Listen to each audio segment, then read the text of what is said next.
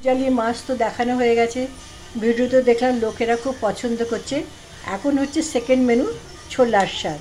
এটা বলি, ছোলার শাক কিছুই নয়, তেলের মধ্যে অল্প কালো জিরে আর রসুন দিয়েই, অল্পতে সর্ষের তেল দিয়েই মানে ছোলার শাকটা দিলাম, একটু হলুদ দিলাম, নুন দিলাম, একটু গুড়, একটা কাঁচা লঙ্কা, আচ্ছা দিয়ে দুটো সিটি দিলাম।